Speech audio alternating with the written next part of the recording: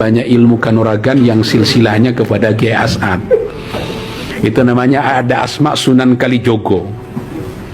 Itu mujarab sekali itu.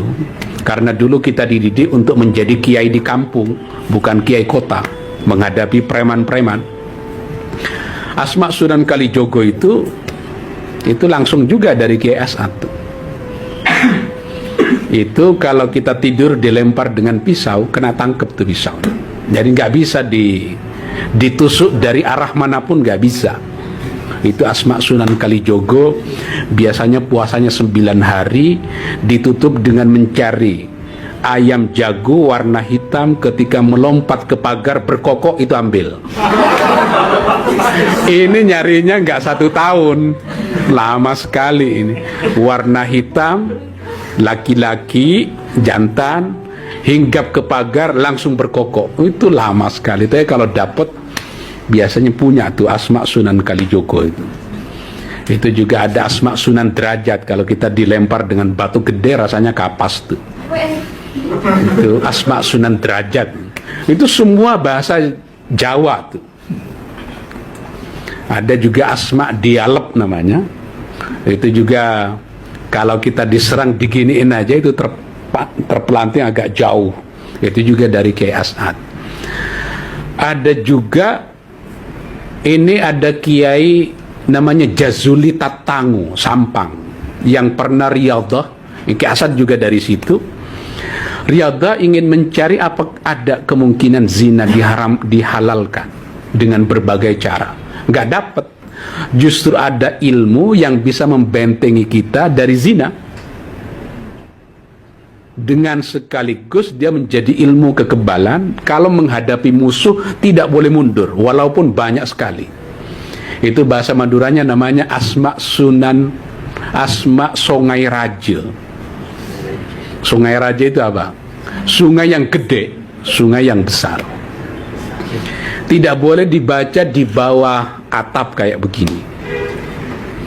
Itu sering saya coba kalau itu zaman dulu masih muda itu. Tapi syaratnya nggak boleh berzina. Saya diijazah Sungai Raja ini sudah mungkin 8 kali dengan berbagai variasi itu. Jadi Kiai As'ad juga menitipkan ilmu-ilmu begitu. Karena banyak sekali santri-santri pulang ke kampung itu habis dipukulin orang kampung dan gak bisa melawan apa-apa.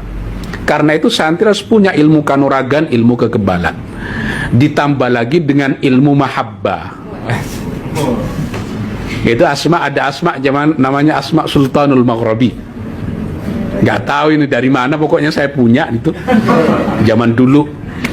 Ilmu tashiril qulub itu juga diajarin juga di pesantren itu. Makanya pesantren Asem Bagus di samping dengan pesantren ilmu itu juga setiap malam Jumat, malam Selasa kita latihan bela diri di hutan. Saya sebagai kepala asrama saat itu termasuk yang memimpin juga. Ya bagaimana tidak, anak buah saya kan tidak seluruhnya orang yang niat untuk mengaji.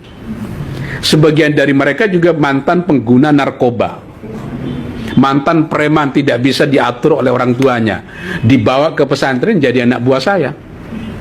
Nah di situ kemudian ketua-ketua kamar, kepala asrama diberi ijazah ilmu-ilmu kanuragan itu, sehingga ilmunya zahir batin untuk menghadapi kekuatan atau serangan dari berbagai pihak, baik yang suka ataupun yang tidak suka.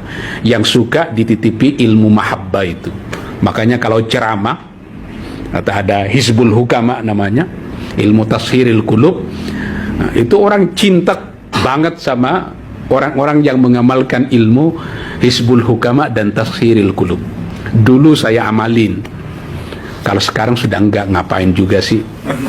Suka ya silahkan, enggak suka juga enggak apa-apa. Kita ikhlas saja. Saya kira itu kesimpulan yang bisa diambil, kan masih ada tanya jawab ya.